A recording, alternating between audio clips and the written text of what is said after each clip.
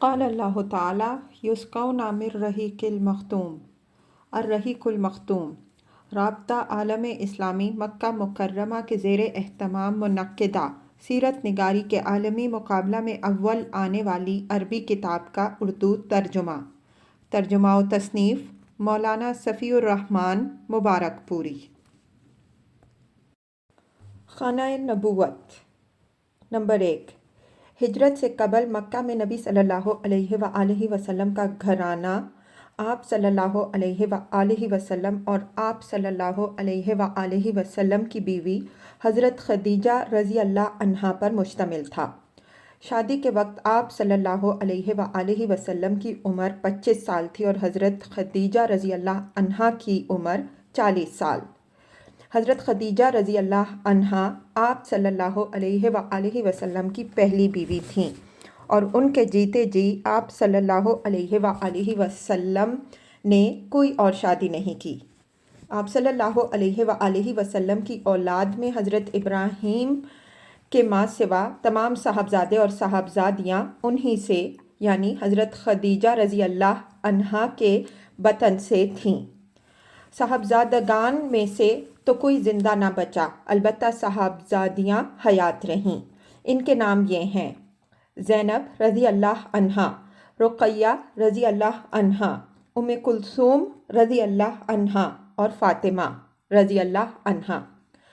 زینب رضی اللہ عنہا کی شادی ہجرت سے پہلے ان کی پھوپھی زاد بھائی حضرت ابوالعاص رضی اللہ عنہ بن ربیع سے ہوئی۔ رقیہ رضی اللہ عنہا اور ام کلثوم رضی اللہ عنہا کی شادی یکے بعد دیگرے حضرت عثمان رضی اللہ عنہ سے ہوئی۔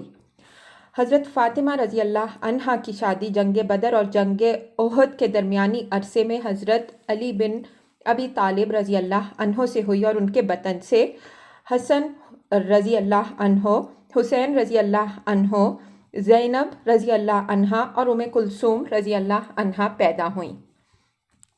معلوم رہے کہ نبی صلی اللہ علیہ وآلہ وسلم کو امت کے بالمقابل یہ امتیازی خصوصیت حاصل تھی کہ آپ صلی اللہ علیہ وآلہ وسلم مختلف اغراض کے پیش نظر 4 سے زیادہ شادیاں کر سکتے تھے۔ چنانچہ جن عورتوں سے آپ صلی اللہ علیہ وآلہ وسلم نے عقد فرمایا ان کی تعداد 11 تھی، جن میں سے 9 عورتیں آپ صلی اللہ علیہ وآلہ وسلم کی رحلت کے وقت حیات تھیں اور 2 عورتیں آپ صلی اللہ علیہ وآلہ وسلم ہی کی زندگی ہی میں وفات پا چکی تھیں، یعنی حضرت خدیجہ رضی اللہ عنہا اور ام المساکین حضرت زینب بنت خزیمہ رضی اللہ عنہا۔ ان کے علاوہ مزید 2 عورتیں ہیں جن کے بارے میں اختلاف ہے کہ آپ صلی اللہ علیہ وآلہ وسلم کا ان سے عقد ہوا تھا یا نہیں، لیکن اس بات پر اتفاق ہے کہ انہیں آپ صلی اللہ علیہ وآلہ وسلم کے پاس رخصت نہیں کیا گیا تھا۔ ذیل میں ہم ان ازواج مطہرات رضی اللہ عنہن اجمعین کے نام اور ان کے مختصر حالات ترتیب وار پیش کر رہے ہیں۔ نمبر 2۔ حضرت سودا بنت زامہ رضی اللہ عنہا۔ ان سے رسول اللہ صلی اللہ علیہ وآلہ وسلم نے حضرت خدیجہ رضی اللہ عنہا کی وفات کے چند دن بعد نبوت کے 10ویں سال ماہ شوال میں شادی کی۔ آپ صلی اللہ علیہ وآلہ وسلم سے پہلے حضرت سودا رضی اللہ عنہا اپنے چچیرے بھائی سکران بن عمر کے عقد میں تھیں اور وہ انتقال کر کے انہیں بیوہ چھوڑ گئے تھے۔ نمبر 3۔ حضرت عائشہ صدیقہ بنت ابی بکر صدیق رضی اللہ عنہما۔ ان سے رسول اللہ صلی اللہ علیہ وآلہ وسلم نے نبوت کے 11ویں برس ماہ شوال میں شادی کی، یعنی حضرت سودا رضی اللہ عنہا سے شادی کے 1 سال بعد اور ہجرت سے 2 برس 5 ماہ پہلے۔ اس وقت میں ان کی عمر 6 برس تھی۔ پھر ہجرت کے 7 ماہ بعد شوال سن 1 ہجری میں انہیں رخصت کیا گیا۔ اس وقت ان کی عمر 9 برس تھی اور وہ باکرہ تھیں۔ ان کے علاوہ کسی اور باکرہ عورت سے آپ صلی اللہ علیہ وآلہ وسلم کی شادی نہیں ہوئی۔ حضرت عائشہ رضی اللہ عنہا آپ صلی اللہ علیہ وآلہ وسلم کی سب سے محبوب بیوی تھیں اور امت کی عورتوں میں علل اطلاق سب سے زیادہ فقیہہ اور صاحب علم تھیں۔ نمبر 4، حضرت حفصہ بنت عمر بن خطاب رضی اللہ عنہما۔ ان کے پہلے شوہر خنیس بن حذافہ سہمی رضی اللہ عنہ تھے، جو بدر اور احد کے درمیانی عرصے میں رحلت کر گئے اور وہ بیوہ ہو گئیں۔ پھر رسول اللہ صلی اللہ علیہ وآلہ وسلم نے ان سے شادی کر لی۔ شادی کا یہ واقعہ سن 3 ہجری کا ہے۔ نمبر 5، حضرت زینب بنت خزیمہ رضی اللہ عنہا۔ یہ قبیلہ بنو ہلال بن عامر بن صعصع سے تعلق رکھتی تھیں۔ مسکینوں پر رحم و مروت اور رقت و عفت کے سبب سے ان کا نام ام المساکین پڑ گیا تھا۔ یہ حضرت عبداللہ بن جہش رضی اللہ عنہ کے عقد میں تھیں۔ وہ جنگ احد میں شہید ہو گئے تو رسول اللہ صلی اللہ علیہ وآلہ وسلم نے سن 4 ہجری میں ان سے شادی کر لی، مگر صرف 8 ماہ رسول اللہ صلی اللہ علیہ وآلہ وسلم کی زوجیت میں رہ کر وہ وفات پا گئیں۔ نمبر 6، ام سلمہ ہند بنت ابی امیہ رضی اللہ عنہا۔ یہ ابو سلمہ رضی اللہ عنہ کے عقد میں تھیں۔ جمادی الاخر سن 4 ہجری میں حضرت ابو سلمہ کا انتقال ہو گیا تو ان کے بعد شوال سن 4 ہجری میں رسول اللہ صلی اللہ علیہ وآلہ وسلم نے ان سے شادی کر لی۔ نمبر 7، زینب بنت جہش بن ریاب رضی اللہ عنہا۔ یہ قبیلہ بنو اسد بن خزیمہ سے تعلق رکھتی تھیں اور رسول اللہ صلی اللہ علیہ وآلہ وسلم کی پھوپھی کی صاحبزادی تھیں۔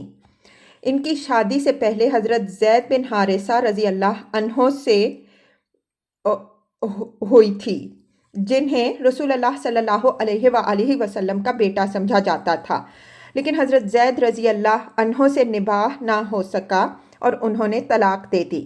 خاتمہ عدت کے بعد اللہ تعالیٰ نے رسول اللہ صلی اللہ علیہ وآلہ وسلم کو مخاطب کرتے ہوئے یہ آیت نازل فرمائی، فَلَمَّا قَضَى زَيْدٌ مِّنْهَا وَطَرًا زَوَّجْنَاكَهَا۔ سورہ احزاب آیت 37۔ جب زید نے ان سے اپنی ضرورت پوری کر لی تو ہم نے انہیں آپ صلی اللہ علیہ وآلہ وسلم کی زوجیت میں دے دیا۔ انہی کے تعلق سے سورہ احزاب کی مزید کئی آیات نازل ہوئیں، جن میں متنبہ یعنی لے پالک کے قضیے کا 2 ٹوک فیصلہ کر دیا گیا۔ تفصیل آگے آ رہی ہے۔ حضرت زینب رضی اللہ عنہا سے رسول اللہ صلی اللہ علیہ وآلہ وسلم کی شادی ذی-قعدہ سن 5 ہجری میں یا اس سے کچھ عرصے پہلے ہوئی۔ نمبر 8، جویریہ بنت حارث رضی اللہ عنہا۔ ان کے والد قبیلہ خزاعہ کی شاخ بنو مستلق کے سردار تھے۔ حضرت جویریہ رضی اللہ عنہا بنو مستلق کے قیدیوں میں لائی گئی تھیں اور حضرت ثابت بن قیس بن شماس رضی اللہ عنہ کے حصے میں پڑی تھیں۔ انہوں نے حضرت جویریہ رضی اللہ عنہا سے مکاتبت کر لی، یعنی ایک مقررہ رقم کے عوض آزاد کرنے کا معاملہ طے کر لیا۔ اس کے بعد رسول اللہ صلی اللہ علیہ وسلم نے ان کی طرف سے مقررہ رقم ادا فرما دی اور ان سے شادی کر لی۔ یہ شعبان سن 5 یا سن 6 ہجری کا واقعہ ہے۔ نمبر 9، ام حبیبہ رملہ بنت ابی سفیان رضی اللہ عنہا۔ یہ عبید اللہ بن جہش کے عقد میں تھیں اور اس کے ساتھ ہجرت کر کے حبشہ بھی گئی تھیں، لیکن عبید اللہ نے وہاں جانے کے بعد مرتد ہو کر عیسائی مذہب قبول کر لیا اور پھر وہیں انتقال کر گیا۔ حضرت ام حبیبہ رضی اللہ عنہا اپنے دین اور اپنی ہجرت پر قائم رہیں۔ جب رسول اللہ صلی اللہ علیہ وآلہ وسلم نے محرم سن 7 ہجری میں عمر بن امیہ زمری کو اپنا خط دے کر نجاشی کے پاس بھیجا تو نجاشی کو یہ پیغام بھی دیا کہ ام حبیبہ رضی اللہ عنہا سے آپ کا نکاح کر دے۔ اس نے ام حبیبہ رضی اللہ عنہا کی منظوری کے بعد ان سے آپ صلی اللہ علیہ وآلہ وسلم کا نکاح کر دیا اور شرجبیل بن حسنہ رضی اللہ عنہ کے ساتھ انہیں آپ صلی اللہ علیہ وآلہ وسلم کی خدمت میں بھیج دیا۔ نمبر 10، حضرت صفیہ بنت حیی بن اخطب رضی اللہ عنہا۔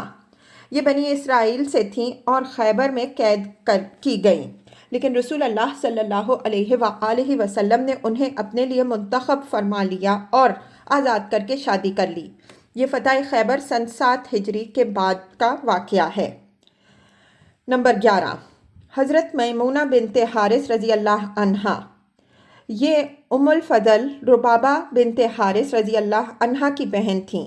ان سے رسول اللہ صلی اللہ علیہ وآلہ وسلم نے ذی القعدہ سن 7 ہجری میں عمرہ قضاء سے فارغ ہونے اور صحیح قول کے مطابق احرام سے حلال ہونے کے بعد شادی کی۔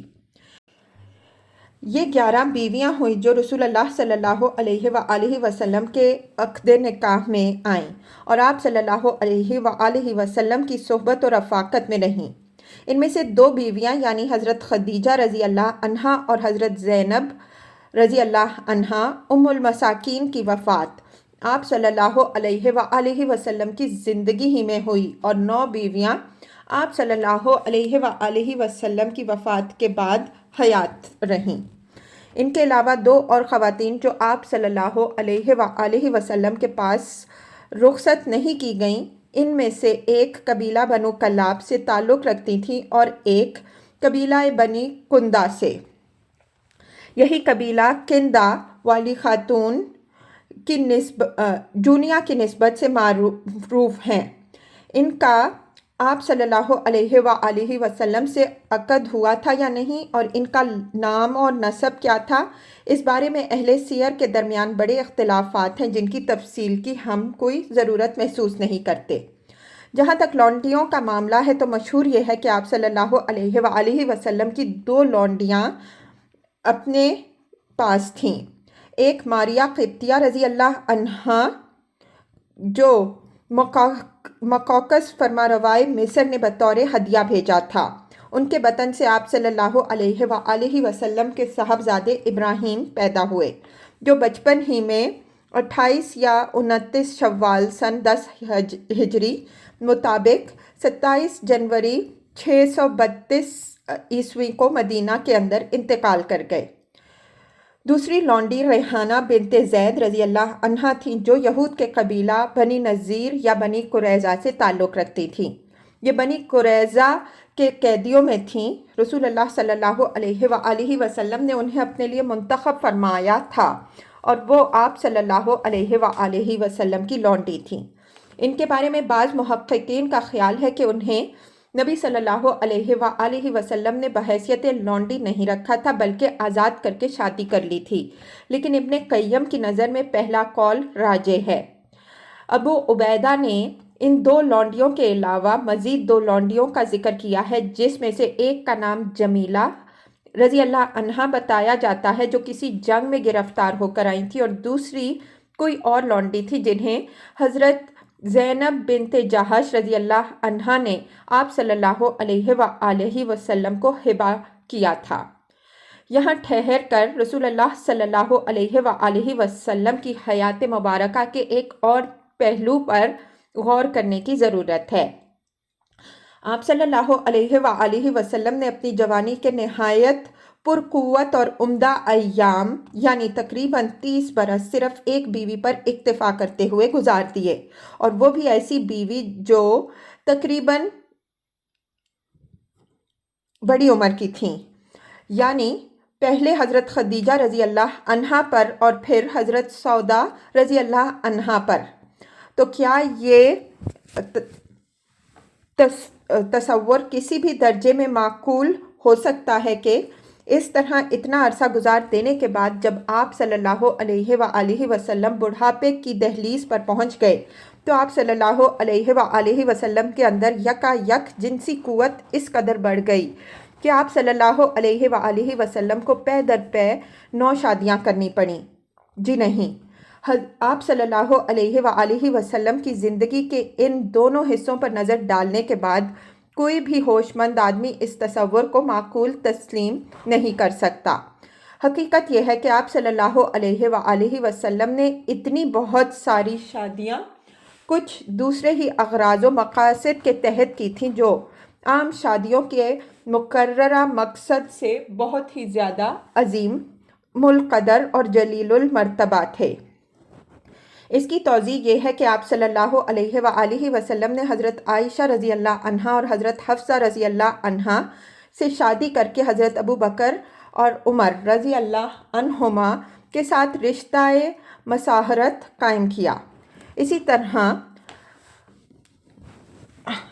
حضرت عثمان رضی اللہ عنہ سے پے در پے اپنی 2 صاحبزادیوں حضرت رقیہ رضی اللہ عنہا اور پھر حضرت ام کلثوم رضی اللہ عنہا کی شادی کر کے اور حضرت علی رضی اللہ عنہ سے اپنی لخت جگر حضرت فاطمہ رضی اللہ عنہا کی شادی کر کے جو رشتہ مساہرت قائم کیے، ان کا مقصود یہ تھا کہ آپ صلی اللہ علیہ وآلہ وسلم ان چاروں بزرگوں سے اپنے تعلقات نہایت پختہ کر لیں، کیونکہ یہ چاروں بزرگ پیچیدہ ترین مراحل میں اسلام کے فداکاری اور جاں سپاری کا جو امتیازی وصف رکھتے تھے وہ معروف ہے۔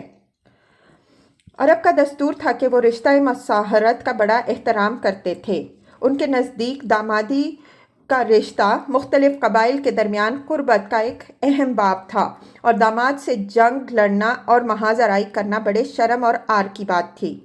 اس دستور کو سامنے رکھ کے رسول اللہ صلی اللہ علیہ وآلہ وسلم نے چند شادیاں اس مقصد سے کیں کہ مختلف افراد اور قبائل کی اسلام دشمنی کا زور توڑ دے اور ان کے بغض و نفرت کی چنگاری بجھا دیں۔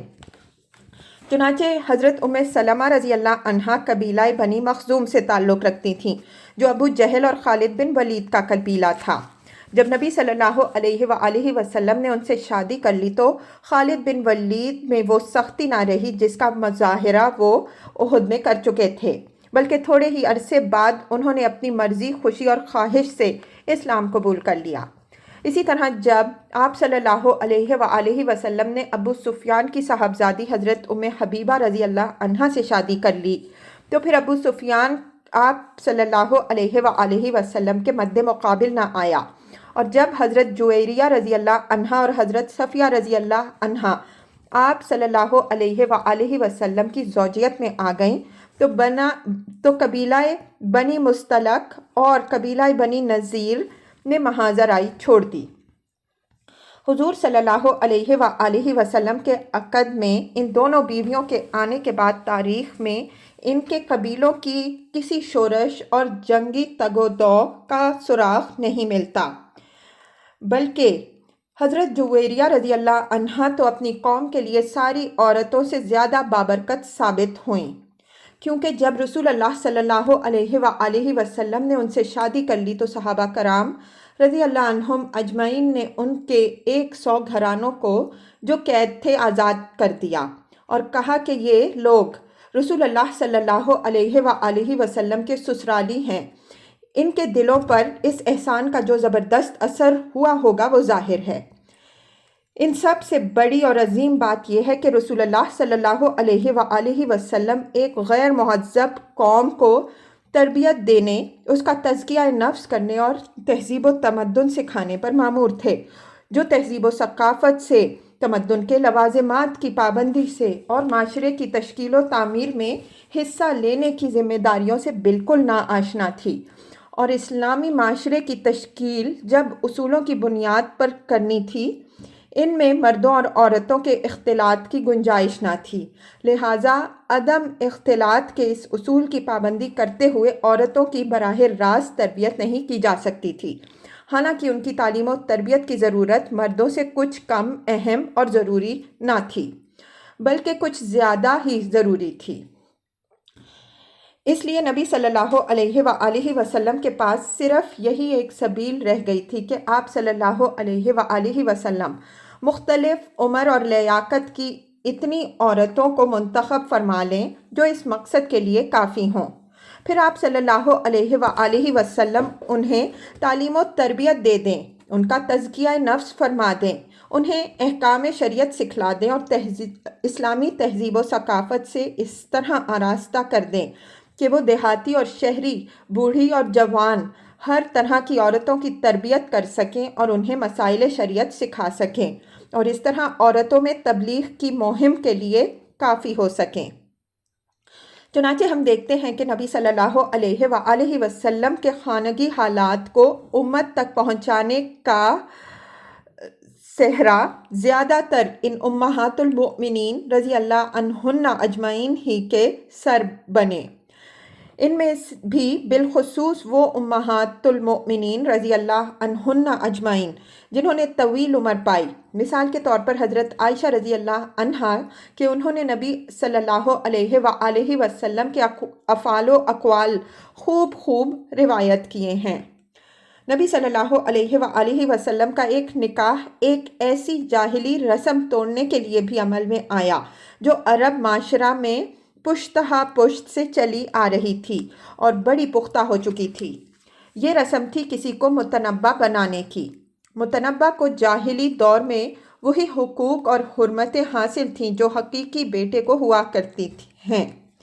फिर ये दस्तूर और उसूल अरब माशरे में इस कदर जड़ पकड़ चुका था कि इसका मिटाना आसान ना था, लेकिन ये उसूल उन बुनियादों और उसूलों से निहायत सख्ती के साथ टकराता था जिन्हें इस्लाम ने निकाह, तलाक, मीरास और दूसरे मामलात में मुकर्रर फरमाया था। इसके अलावा जाहिलियत का ये उसूल अपने दामन में बहुत से ऐसे मफासिद और फवाहिश भी लिए हुए था जिनसे माशरे को पाक करना इस्लाम के अव्वलीन मकासिद में से था।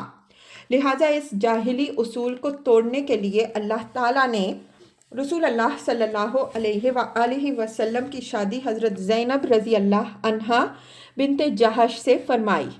हज़रत ज़ैनब रज़ी अल्लाह अन्हा पहले हज़रत ज़ैद रज़ी अल्लाह अन्हो के उक़द में थीं जो रसूल अल्लाह सल्लल्लाहु अलैहि वसल्लम के मुतनब्बा मुँह बोले बेटे थे, मगर दोनों में निबाह मुश्किल हो गया और हज़रत ज़ैद रज़ी अल्लाह अन्हो ने तलाक देने का इरादा कर लिया। ये वो वक्त था जब तमाम कुफ़ार रसूल अल्लाह सल्लल्लाहु अलैहि वसल्लम के ख़िलाफ़ महाज आरा थे और जंग खंदक के लिए जमा होने के लिए की तैयारी कर रहे थे। उधर अल्लाह ताला की तरफ से मुतनब्बा बनाने की रस्म के ख़ात्मे के इशारात मिल चुके थे। इसलिए रसूल अल्लाह सल्लल्लाहु अलैहि वसल्लम को बजा तौर पर यह अंदेशा पैदा हुआ कि अगर इन्हीं हालात में हज़रत ज़ैद रज़ी अल्लाह अन्हो ने तलाक दे दी और फिर आप सल्लल्लाहु अलैहि वसल्लम को हज़रत ज़ैनब रज़ी अल्लाह अन्हा से शादी करनी पड़ी तो मुनाफिकीन, मुशरिकीन और यहूद बात का बतंगड़ बनाकर आप सल्लल्लाहु अलैहि वसल्लम के ख़िलाफ़ सख्त प्रोपेगेंडा करेंगे और सादा लोग मुसलमानों को तरह तरह के वसवसों में मुब्तला करके उन पर बुरे असरात डालेंगे। इसलिए आप सल्लल्लाहु अलैहि वसल्लम की कोशिश थी कि हज़रत ज़ैद रज़ी अल्लाह अन्हो को तलाक ना दें ताकि इसकी सिरे से नौबत ही ना आए। लेकिन अल्लाह ताला को ये बात पसंद ना आई और उसने आप सल्लल्लाहु अलैहि वसल्लम को मोहब्बत आमेज़ तंबीह की।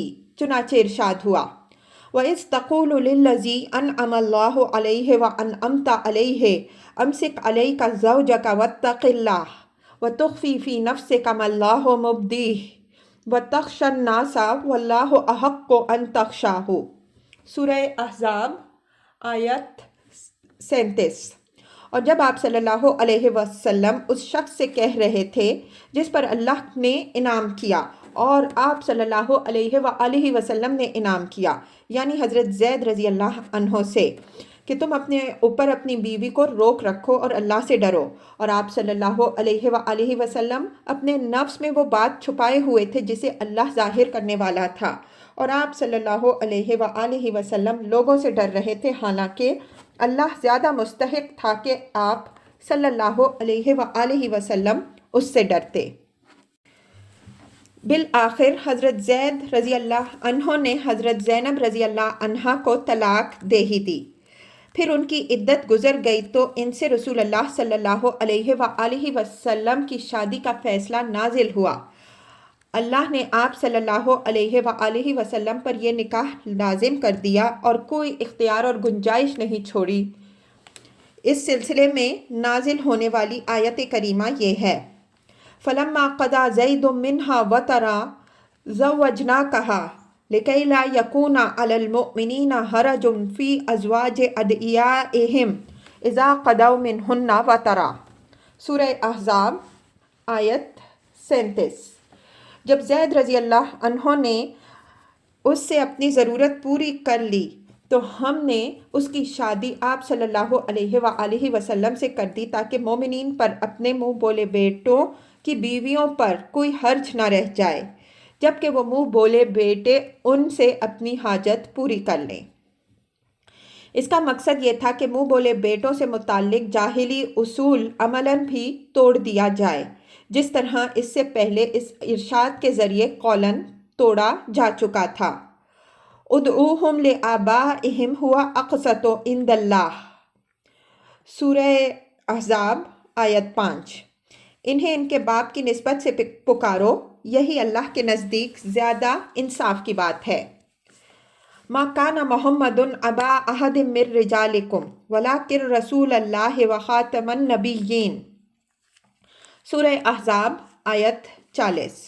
मोहम्मद सल्लल्लाहु अलैहि वसल्लम तुम्हारे मर्दों में से किसी के बाप नहीं हैं, बल्कि अल्लाह के रसूल और खातमुन नबिय्यीन हैं।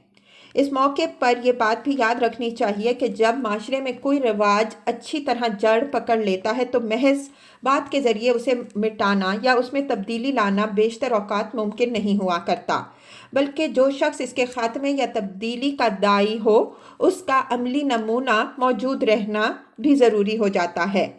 सुलह हुदैबिया के मौके पर मुसलमानों की तरफ से जिस हरकत का ज़ुहूर हुआ, इससे इस हकीकत की बखूबी वजाहत होती है। इस मौके पर कहाँ तो मुसलमानों की फ़िदाकारी का ये आलम था कि जब हज़रत उर्वा बिन मसूद सक़फ़ी रज़ी अल्लाह अन्हो ने उन्हें देखा कि रसूलुल्लाह सल्लल्लाहु अलैहि वसल्लम का थूक और खनकार भी इनमें से किसी न किसी सहाबी के हाथ ही में पड़ रहा है, और जब आप सल्लल्लाहु अलैहि वसल्लम वुज़ू फरमाते हैं तो सहाबा कराम रज़ी अल्लाह अन्हुम अजमईन आप सल्लल्लाहु अलैहि वसल्लम के वुज़ू से गिरने वाला पानी लेने के लिए इस तरह टूटे पड़ रहे हैं कि मालूम होता है कि आपस में उलझ पड़ेंगे। जी हाँ, ये वही सहाबा कराम रज़ी अल्लाह अन्हुम अजमईन थे जो दरख्त के नीचे मौत या अदम फ़रार पर बैत करने के लिए एक दूसरे से सबकत ले जा रहे थे, और ये वही सहाबा कराम रज़ी अल्लाह अन्हुम अजमईन थे जिनमें अबू बकर और उमर रज़ी अल्लाह अन्हुमा जैसे जानिसाराने रसूल भी थे।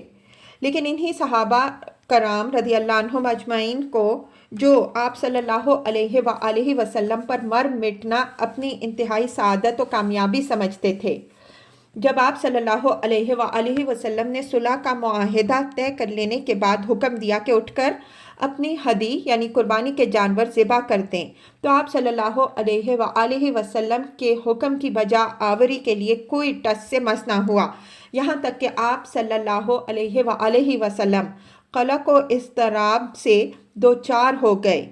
लेकिन जब हज़रत उम्मे सलमा रज़ी अल्लाह अन्हा ने आप सल्लल्लाहु अलैहि वसल्लम को मशवरा दिया कि आप सल्लल्लाहु अलैहि वसल्लम उठकर चुपचाप अपना जानवर ज़िबा कर दें, और आप सल्लल्लाहु अलैहि वसल्लम ने ऐसा ही किया, तो हर शख्स आप सल्लल्लाहु अलैहि वसल्लम के तर्ज़ अमल की पैरवी के लिए दौड़ पड़ा, और तमाम सहाबा कराम रज़ी अल्लाह अन्हुम अजमईन ने लपक लपक कर अपने जानवर ज़िबाह कर दिए।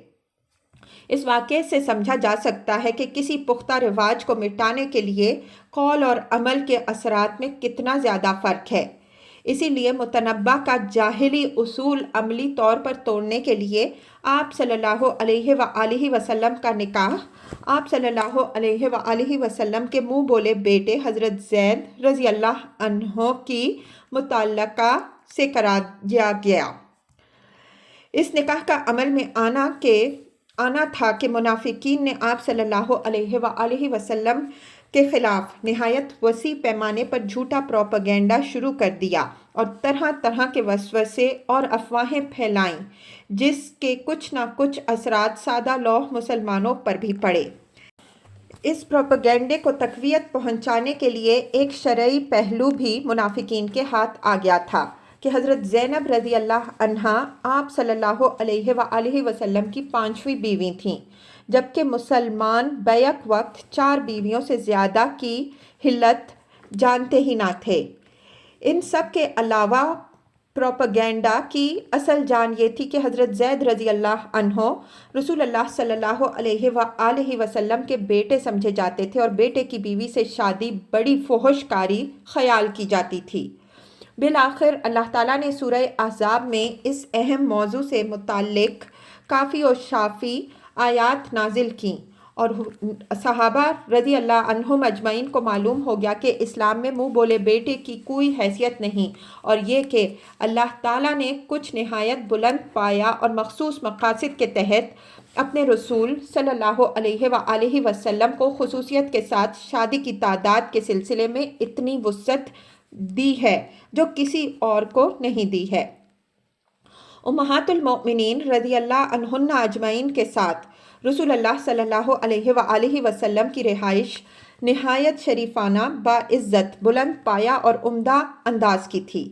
ازواج مطہرات رضی اللہ عنہن بھی شرف، قناعت، صبر، تواضع، خدمت اور ازدواجی حقوق کی نگہداشت کا مرقع تھیں۔ حالانکہ آپ صلی اللہ علیہ وآلہ وسلم بڑی روکھی پھیکی اور سخت زندگی گزار رہے تھے جسے برداشت کر لینا دوسروں کے بس کی بات نہیں ہے۔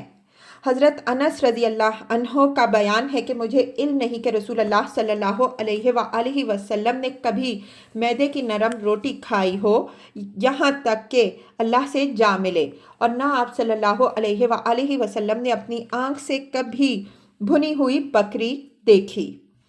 حضرت عائشہ رضی اللہ عنہا کا بیان ہے کہ 2 ماہ گزر جاتے، تیسرے مہینے کا چاند نظر آ جاتا اور رسول اللہ صلی اللہ علیہ وآلہ وسلم کے گھر میں آگ نہ جلتی۔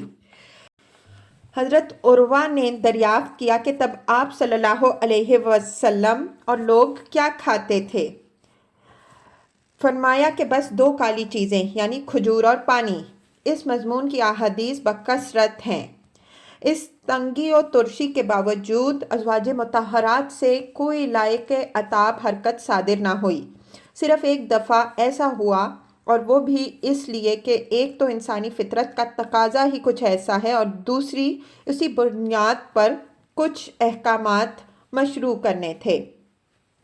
چنانچہ اللہ تعالیٰ نے اسی موقع پر آیت تخیر نازل فرمائی جو یہ تھی: یا ایہا النبی قل لازواجک ان کنتن تردن الحیاۃ الدنیا وزینتہا فتعالین امتعکن واسرحکن سراحا جمیلا وان کنتن تردن اللہ ورسولہ والدار الآخرۃ فإن اللہ اعد للمحسنات منکن اجرا عظیما۔ سورہ احزاب آیات 28 تا 29۔ اے نبی اپنی بیویوں سے کہہ دو کہ اگر تم دنیا کی زندگی اور زینت چاہتی ہو تو آؤ، میں تمہیں ساز و سامان دے کر بھلائی کے ساتھ رخصت کر دوں، اور اگر تم اللہ اور اس کے رسول صلی اللہ علیہ وآلہ وسلم اور دار آخرت کو چاہتی ہو تو بے شک اللہ نے تم میں سے نیکوکاروں کے لیے زبردست اجر تیار کر رکھا ہے۔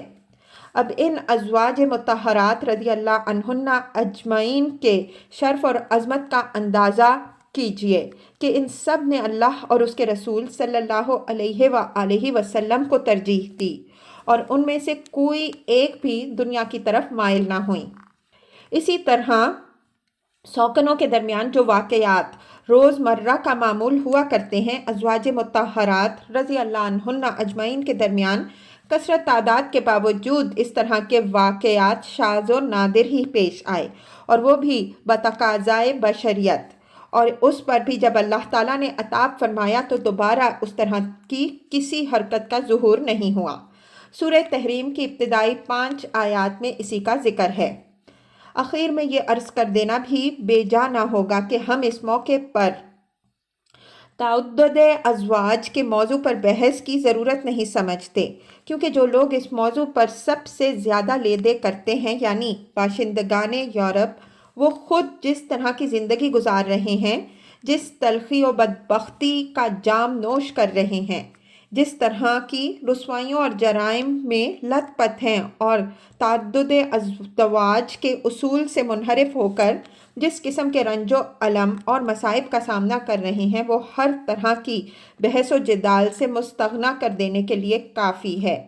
اہل یورپ کی بدبختانہ زندگی تعدد ازدواج کے اصول کے مبنی برحق ہونے کی سب سے سچی گواہ ہے اور اصحاب نظر کے لیے اس میں بڑی عبرت ہے۔